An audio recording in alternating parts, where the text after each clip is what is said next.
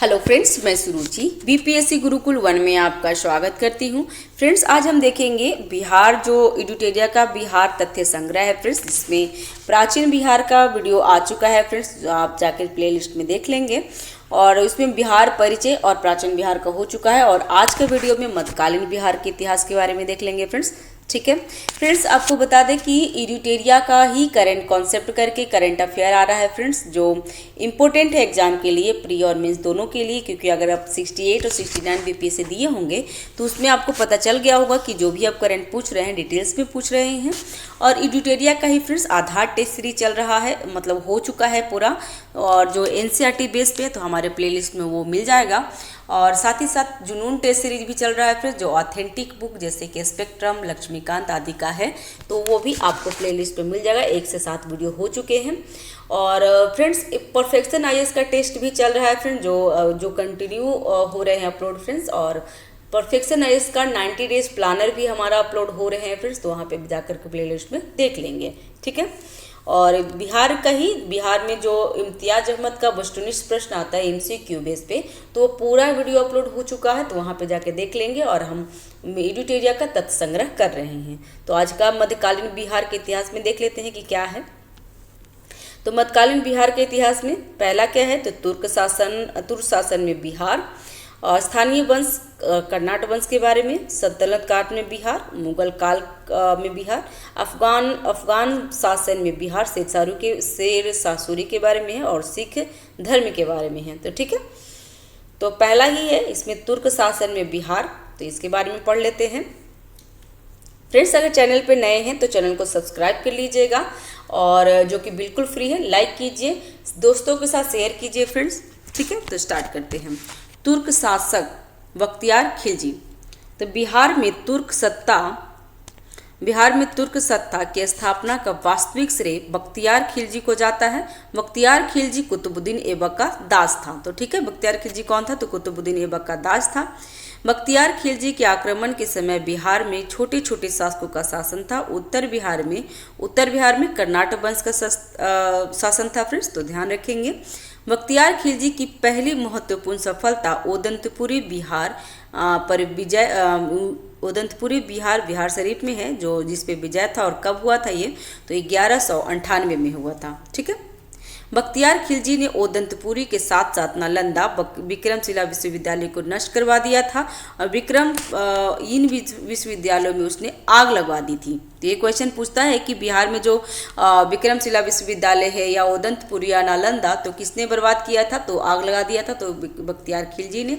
Exam में पूछा हुआ है, ध्यान दीजिएगा फ्रेंड्स। और इनफैक्ट फ्रेंड्स, इसमें हर एक क्वेश्चन एग्जाम में पूछा हुआ है, क्योंकि अगर आप घटना चक्र बिहार स्पेशल का देखेंगे तो उसमें सारे क्वेश्चन आपको मिल जाएगा। ठीक है, और उसके बाद है 1203 से 1204 में नदिया बंगाल पे चढ़ाई किए थे, जो सेन वंश की राजधानी थी। और उस समय सेन वंश का शासक कौन थे, तो लक्ष्मण सेन थे। लक्ष्मण सेन बिना लड़े ही डर कर भाग गए थे। बख्तियार ने इस क्षेत्र पर अधिकार कर लखनौती को अपनी राजधानी बना दिया था। तो किसने लखनौती को राजधानी बनाया था फ्रेंड्स, तो बख्तियार खिलजी ने।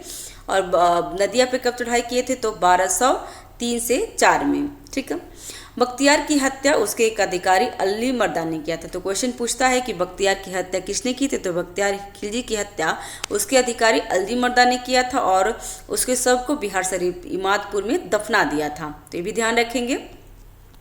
नेक्स्ट है स्थानीय वंश कर्नाट वंश के बारे में एक क्वेश्चन पूछता है, तो ध्यान रखेंगे। मिथिला की कर्नाट वंश, तो पाल वंश के पतन के दौरान ही तिरहुत मिथिला में क्षेत्र में कर्नाट वंश का उदय हुआ था। कर्नाट वंश के संस्थापक कौन थे, तो कर्नाट वंश के संस्थापक नान्यदेव थे। ये क्वेश्चन पूछता है फ्रेंड्स, ध्यान रखेंगे, प्री में पूछेगा ही। तो कर्नाट वंश के संस्थापक नान्यदेव थे। कर्नाट वंश की राजधानी सिमरावगढ़ गांव थी। ठीक है, सिमरावगढ़ थी। कर्नाट वंश की राजधानी सिमरावगढ़ थी, जो वर्तमान में नेपाल में है। और बख्तियार खिलजी के बिहार अभियान के समय बख्तियार खिलजी के बिहार अभियान के समय कर्नाट वंश के शासक कौन थे? तो नरसिंह थे। नरसिंह देव थे ने ही उसे नजराना या भेंट देकर सहयोग किया था, क्योंकि कर्नाट वंश का सेन वंश से संघर्ष चल रहा था। तो ये ध्यान रखेंगे फ्रेंड्स, ये पूछता है कि जब बख्तियार खिलजी बिहार के अभियान किए थे तो उस समय कर्नाट वंश के शासक कौन थे? तो नरसिंह देव थे। ठीक है, ध्यान रखेंगे। उस और कर्नाट वंश पर तुर्क सेनापति तुगन के अभियान की चर्चा तिब्बती धर्मस्वामी ने की थी। सामान्यतः दिल्ली के सुल्तान के साथ कर्नाट वंश का संबंध नजराना एवं भेंट था, परंतु गियासुद्दीन तुगलक जो तुगलक वंश के थे, तुगलक वंश के संस्थापक जो गियासुद्दीन तुगलक ने अपने बंगाल अभियान में जो 1324-25 के समय के क्रम में कर्नाट के क्षेत्र पर विजय प्राप्त कर लिया था।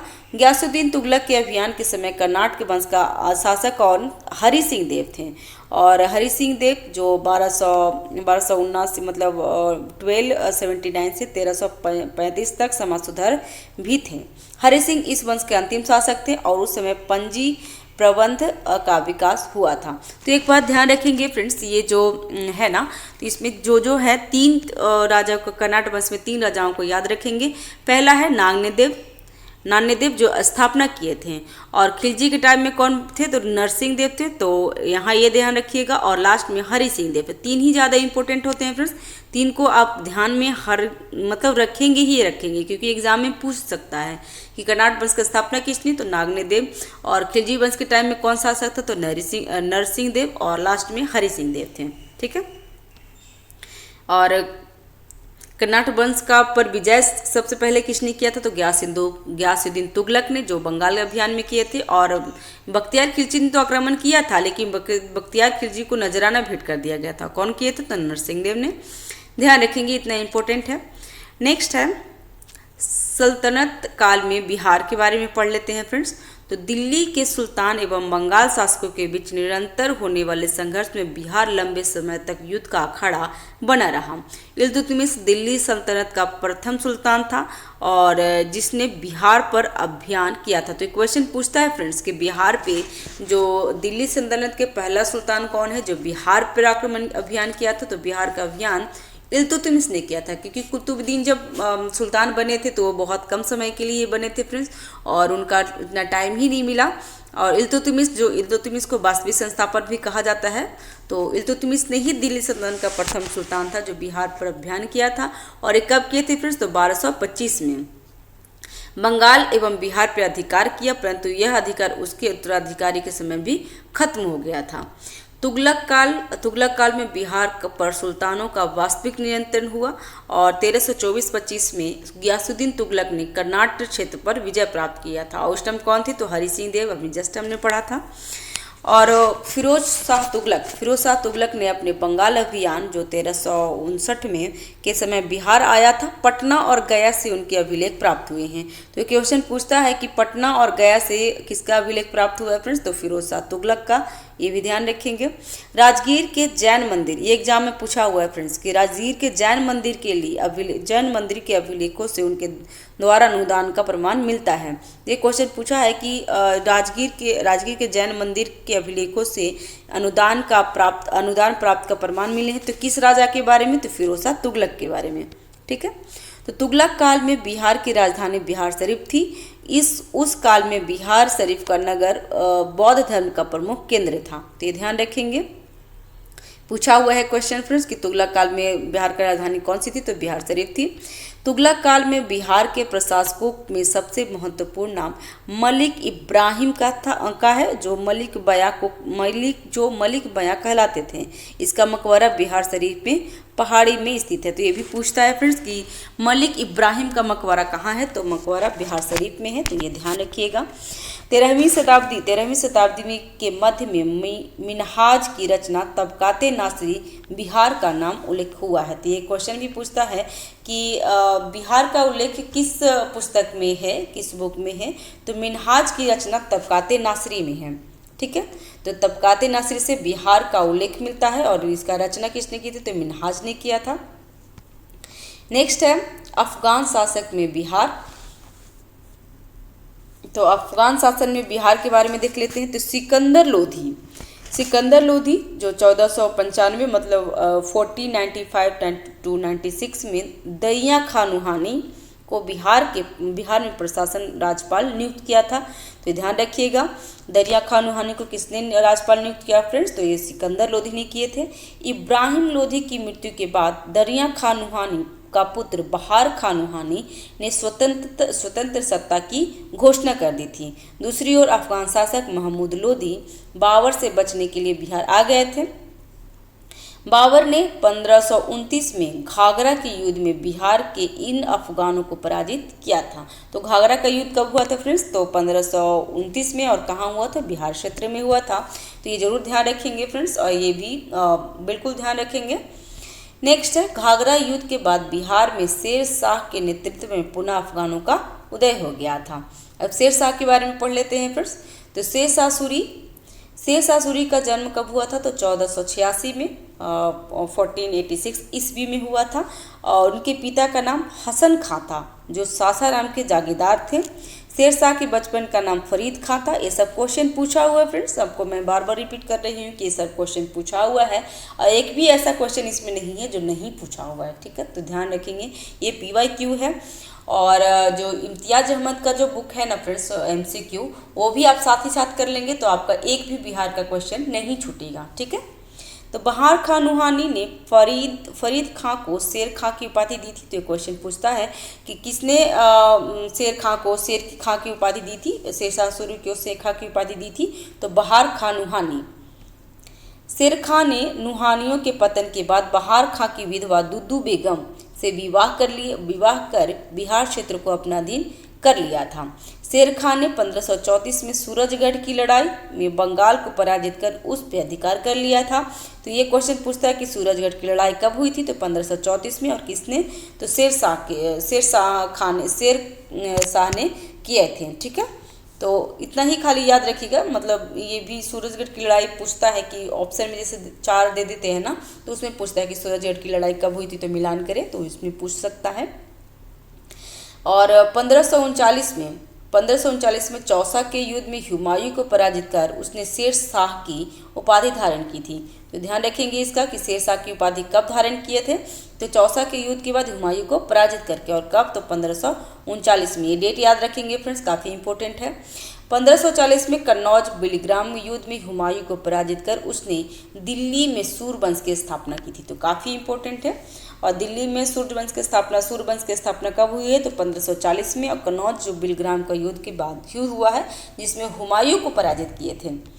1541 में शेर शाह ने पटना का दुर्ग बनवाया था। इस नगर को बिहार की राजधानी बनाया था। तो ये पूछता है कि पटना बिहार की राजधानी कब बना था? तो 1541 से ही बना है। और कौन बनाया था? तो शेर शाह सूरी ने बनाया था फ्रेंड्स, तो ध्यान रखेंगे। इसका वर्णन अब्दुल्लाह के तारीख़ दाऊदी में मिलता है।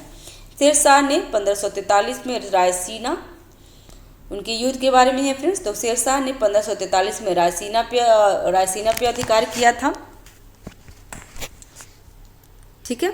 और 1544 में मारवाड़ पे विजय प्राप्त की थी। 1545 में कालिंजर अभियान में गोला फटने से वह घायल हो गए थे और उसकी मृत्यु हो गई थी। तो ये क्वेश्चन पूछता है ना कि शेर शाह की मृत्यु किस अभियान में हुआ था फ्रेंड्स, और उनकी लास्ट जो अंतिम अभियान कौन सा था? तो कालिंजर का था। तो ऐसे ध्यान रखेंगे, मैं तो ऐसे याद रखी हूँ कि कालिंजर ही शेर शाह के लिए काल बन गया था। और कब? तो 1545 में, ठीक है? ध्यान रखिएगा। उसी में भी गोला फटने की वजह से उनकी मृत्यु हो गई थी। शेर शाह ने अपने जीवन काल में ही सासाराम में इंडो इस्लामिक स्थापत्य, ये ध्यान रखेंगे फ्रेंड्स, एग्जाम में पूछा हुआ है कि इंडो इस्लामिक स्थापत्य कला पर आधारित मकबरा का निर्माण प्रारंभ करवाया था। शेर शाह की मृत्यु के बाद उसके पुत्र इस्लाम शाह ने इसे बनवाया। कृत्रिम झील के मध्य स्थित यह इमारत आकार में अष्टकोणीय है और लाल बलुआ पत्थर से निर्मित है। तो ये ध्यान रखेंगे, BPSC में आपको ये क्वेश्चन मिल जाएंगे, इनफैक्ट सारे मिल जाएंगे फ्रेंड्स। मैं बार बार रिपीट एक ही चीज़ कर रही हूँ क्योंकि मैं नहीं चाहती हूँ कि आपको कुछ मिस हो जाए।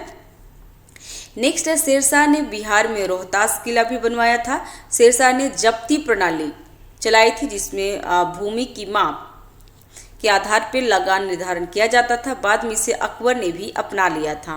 तो जब्ती प्रणाली तो शेरशाह ने स्टार्ट किया था फ्रेंड्स, लेकिन ज़्यादा प्रचलित अकबर के टाइम में ही हुआ था, तो ये ध्यान रखेंगे। शेरशाह का शासन सुव्यवस्थित शासन प्रणाली के लिए प्रसिद्ध थी और उसने संचार व्यवस्था, डाक व्यवस्था, सैन्य व्यवस्था, राजस्व व्यवस्था में व्यापार सुधार किए थे। शेरशाह के बाद उसका पुत्र जलाल खां इस्लाम शाह की उपाधि के साथ गद्दी पे बैठा था। तो ये क्वेश्चन पूछता है कि शेरशाह के बाद कौन राजगद्दी पे बैठे थे, तो इस्लाम शाह बने थे, उनका नाम जलाल खां भी था।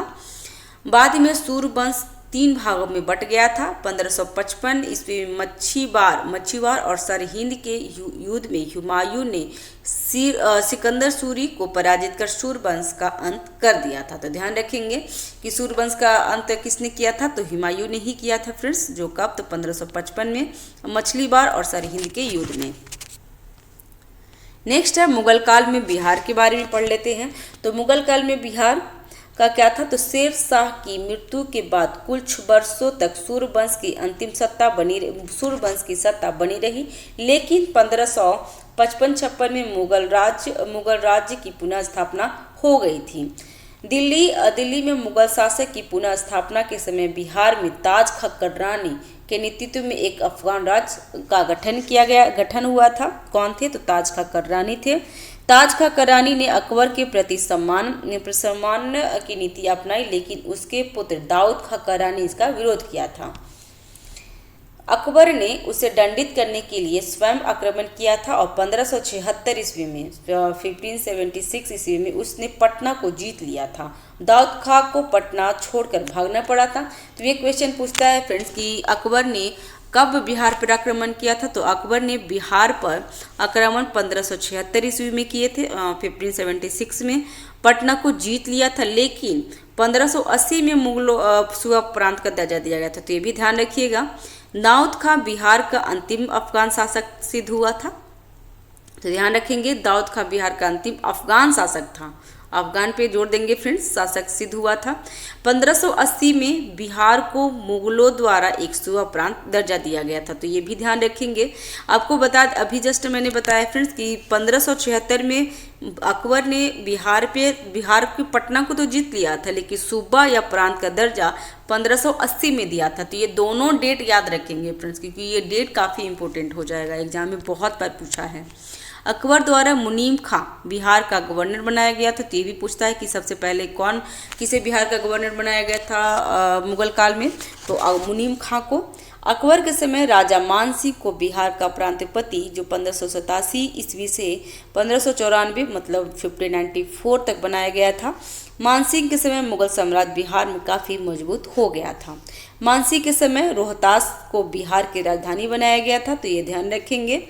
और जहांगीर के समय छोटा नागपुर के क्षेत्र पर मुगलों का अधिकार स्थापित हुआ था। इस क्षेत्र में मुगलों को हीरा और सोना प्राप्त होता था। तो हीरा सोना कहाँ से प्राप्त होता था फ्रेंड्स, तो छोटा नागपुर के पठार से, छोटा नागपुर से होता था।